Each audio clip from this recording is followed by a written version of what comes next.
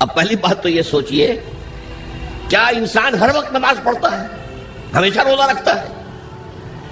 جب اللہ کہہ رہا ہے میں نے تو پیدا ہی کیا میری عبادت کے لیے، کوئی اور کام اگر وہ کر رہا ہے تو وہ میرے مقصد تخلیق کے خلاف کر رہا ہے۔ وما خلقت الجن والانس الا لیعبدون، میں نے تو جنوں اور انسانوں کو صرف اس لیے پیدا کیا کہ میری عبادت کریں۔ تو اصل میں بات کیا ہے، یہ نماز، روزہ، حج اور زکوٰۃ یہ بھی عبادات تو ہیں، اصل عبادت کچھ اور ہے۔ اصل عبادت کیا ہے؟ الحمدللہ وکفا والصلاة والسلام علی عباده الذین اصطفیٰ، خصوصاً علی افضلہم وخاتم النبیین محمد الامین وعلی آلہ وصحبہ اجمعین۔ اما بعد فاعوذ باللہ من الشیطان الرجیم، بسم اللہ الرحمن الرحیم۔ رب اشرح لی صدری ویسر لی امری واحلل عقدۃ من لسانی یفقہوا قولی۔ اللہم ربنا الہمنا رشدنا واعذنا من شرور انفسنا، اللہم ارنا الحق حقا وارزقنا اتباعہ وارنا الباطل باطلا وارزقنا اجتنابہ، اللہم وفقنا لما تحب وترضى، آمین یا رب العالمین۔ معزز حاضرین اور محترم خواتین، السلام علیکم ورحمۃ اللہ وبرکاتہ۔ آپ کے علم میں ہے کہ میرا آج کی گفتگو کا عنوان ہے کلمہ طیبہ، اور اس کے حوالے سے یا اس کی روشنی میں ہمارے دینی فرائض۔ بچپن میں مجھے امید ہے کہ بہت سے لوگ خوش نصیب ایسے ہوں گے اس مجمع میں جن کی تعلیم کا آغاز قاعدہ یسرنا القرآن سے ہوا ہو یا نورانی قاعدے سے ہوا ہو، اور پھر اس کے بعد حضرت مولانا مفتی کفایت اللہ رحمۃ اللہ علیہ کے کتابچے تعلیم الاسلام جو ہے انہیں پڑھائے گئے ہوں۔ ظاہر بات ہے کہ آج کل وہ رواج ختم ہو چکا ہے، آج کا ہمارا دور مادہ پرستی کا ہے۔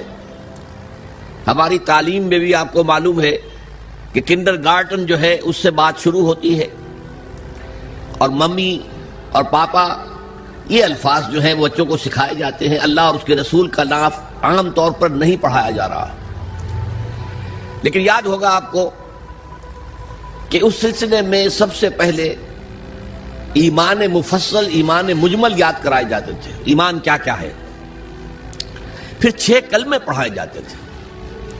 یہ 6 کلمے یوں سمجھیے کہ اسلام کی تعلیمات کا لب لباب اور خلاصہ ہے۔ ان میں سے پہلے 2 کلمے کیا ہیں جو اہم ترین ہیں؟ کلمہ طیبہ، لا الہ الا اللہ محمد الرسول اللہ صلی اللہ علیہ وسلم۔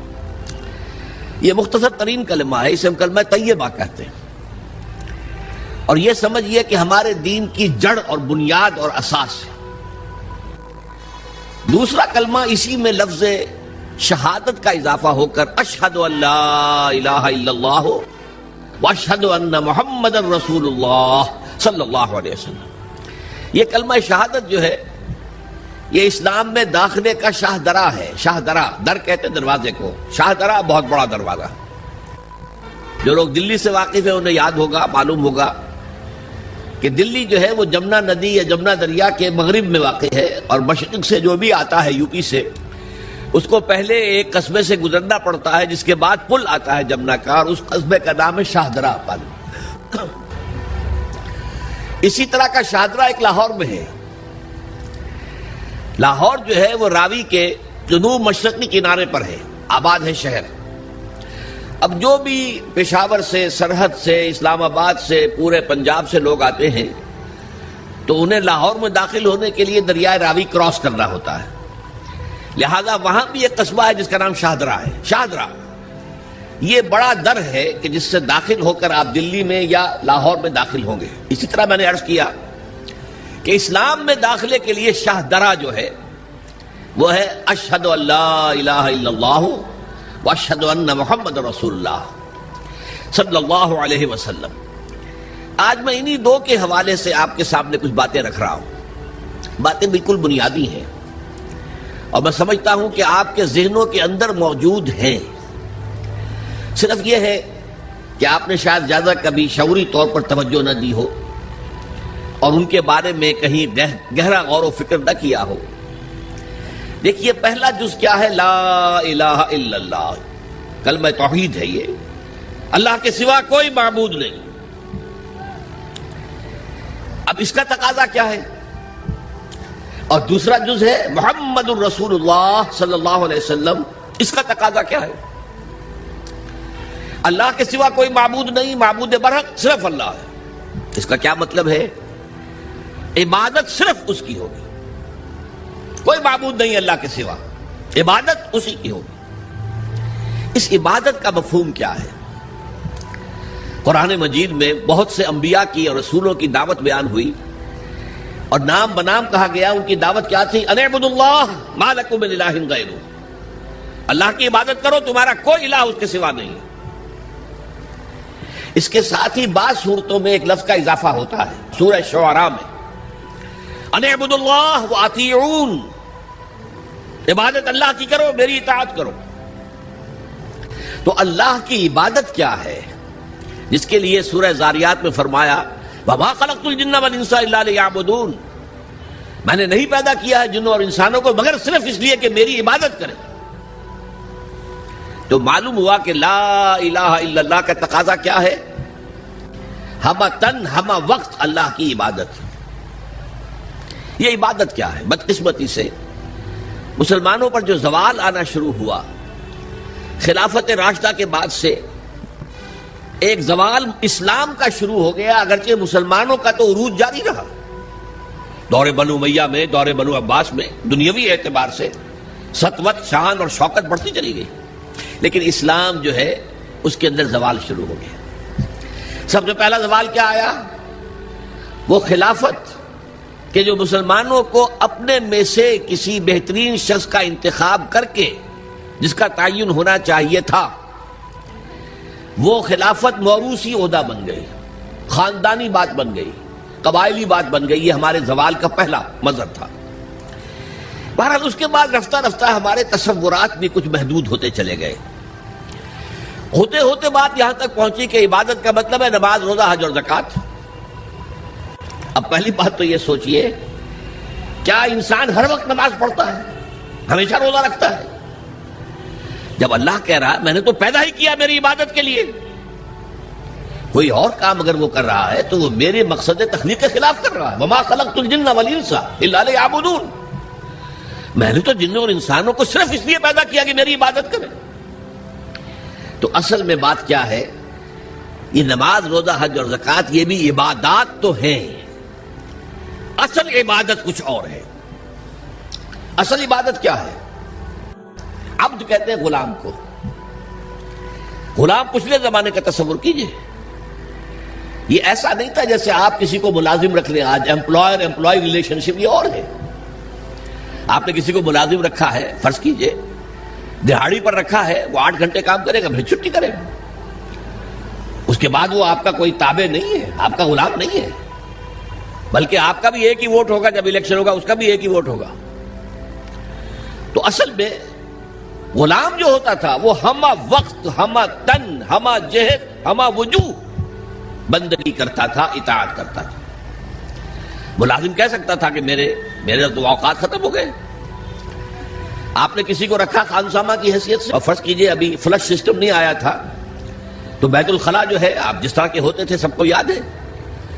کسی دن بھنگن نہیں آئی، آپ کہیں اس سے خانسامہ سے کہ ذرا جاؤ بیت الخلاء صاف کراؤ. وہ صاف کیا کہ صاحب میں تو خانسامہ ہوں، میں آپ کو کھانا پکا کر دینے کا پابند ہوں، میں یہ آپ کا بیت الخلاء صاف کرنے کا تو پابند نہیں ہوں. کہے گا کہ نہیں کہے گا؟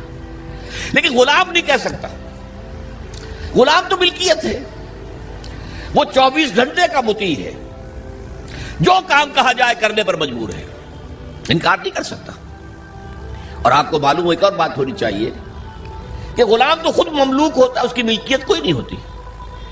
آقا نے کوئی اگر کوٹھڑی دے دی ہے کہ تم رات کو اس میں سو جایا کرو تو کیا وہ اس کوٹھڑی کا مالک ہو گئے؟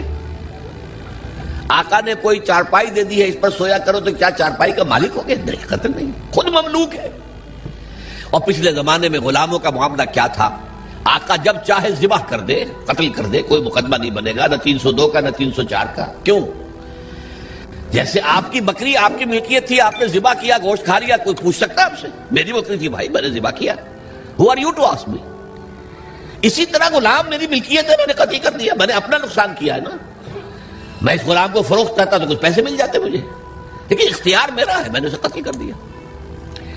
اس معنی میں اللہ کا غلام بن جانا، اللہ کا بندہ بن جانا، یہ بندہ جو ہے یہ فارسی کا لفظ ہے، عبد عربی کا لفظ ہے۔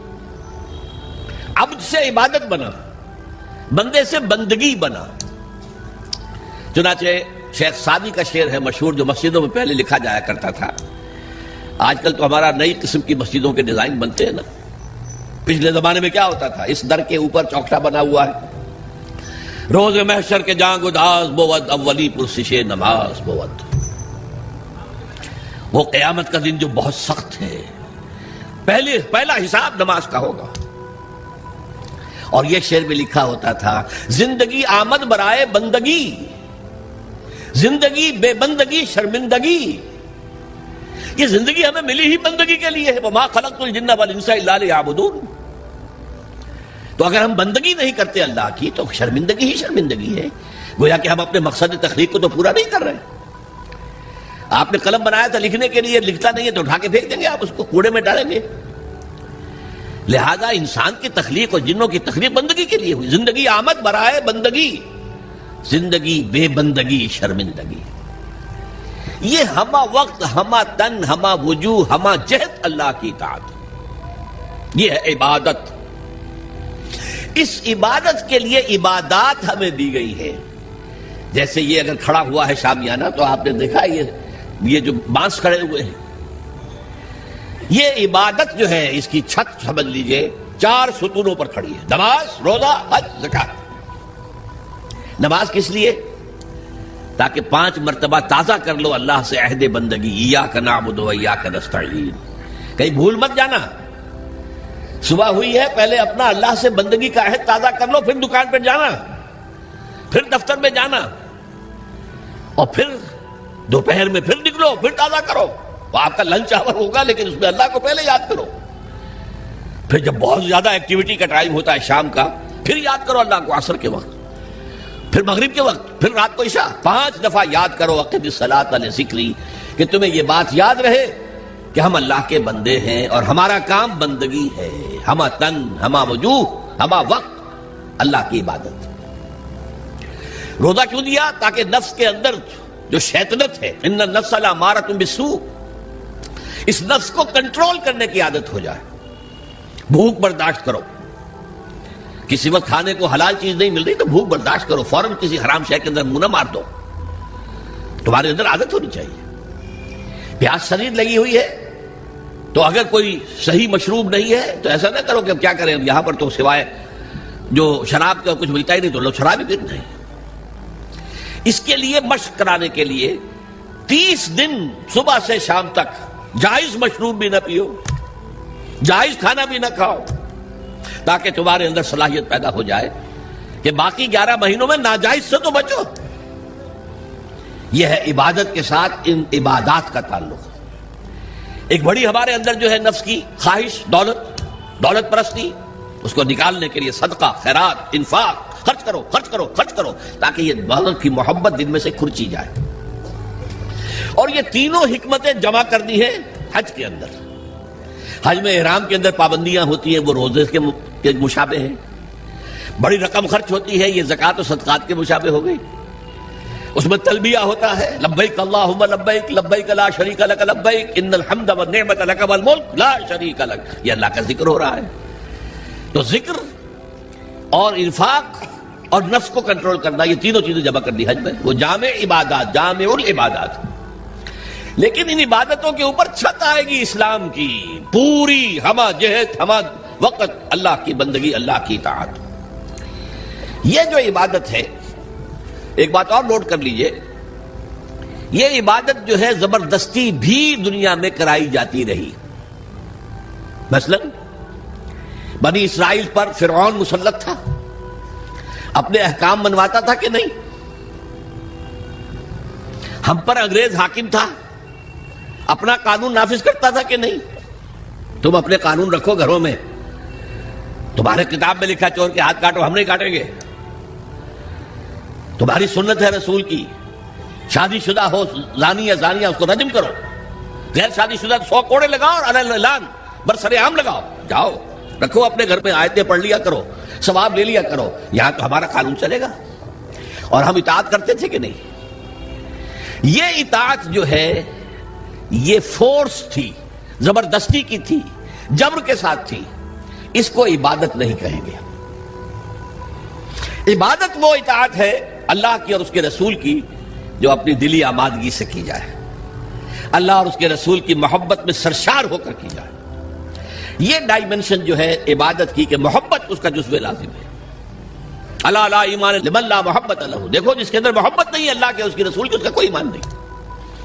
اللہ کا عشق، اللہ کے رسول کا عشق، اس سے سرشار ہو کر اللہ کی اطاعت، اللہ کے رسول کی اطاعت پوری زندگی میں، یہ عبادت ہے. اور اس میں نوٹ کیجئے، اس عبادت میں اللہ کی اطاعت بھی ہے، رسول کی اطاعت بھی ہے. نماز آپ پڑھتے ہیں کیسے پڑھتے ہیں؟ جیسے رسول نے سکھائی صلی اللہ علیہ وسلم. سلو کما رہے تو منی اسلی، نماز ایسے پڑھو جیسے مجھے دیکھتے ہو کہ میں پڑھتا ہوں.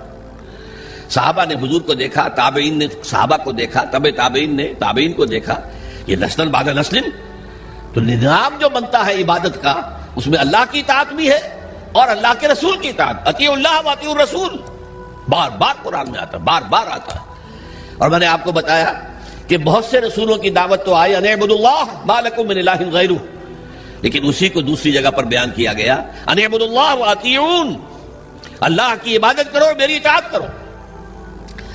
تو ہمہ تن، ہمہ وقت، ہمہ وجوہ اللہ کی بندگی، اللہ کی اطاعت رسول کے طریقے پر، یہ ہے عبادت. اس کے لیے ہمیں پیدا کیا گیا.